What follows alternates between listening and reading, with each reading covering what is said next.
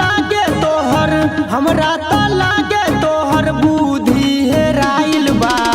बोला ये जान कहमा नथुनी हेराइल बा। बोला ये जान कहमा नथुनी हेराइल बा। हमरा त लागे तोहर हमरा त लागे तोहर बुद्धि हेराइल बा। बोला ये जान कहमा नथुनी हेराइल बा। बोला ये जान कहमा नथुनी हेराइल बा।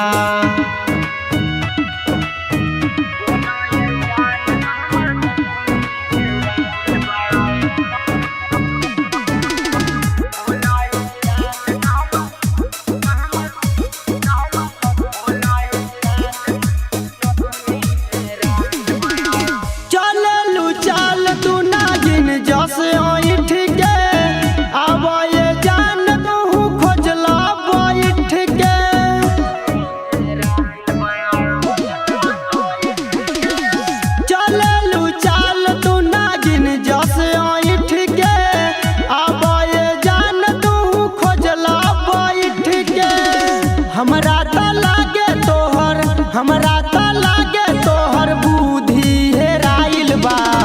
बोला ये जान कहमा नथुनी हेराइल बा।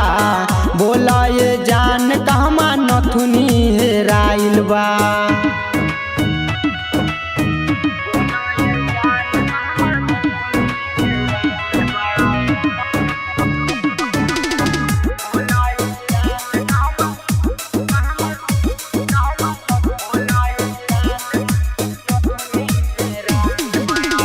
पहले जे रहे जवन दिहलू बहिना के। बोला ये जान कथी घुमबू बहिना के।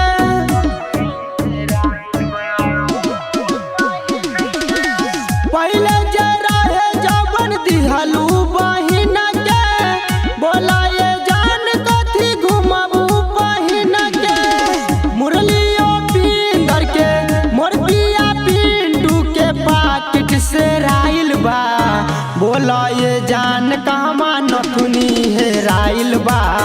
बोला ये जान कहमा नथुनी हेराइल बा। विद्यावासिनी रिकॉर्डिंग स्टूडियो दिल्ली।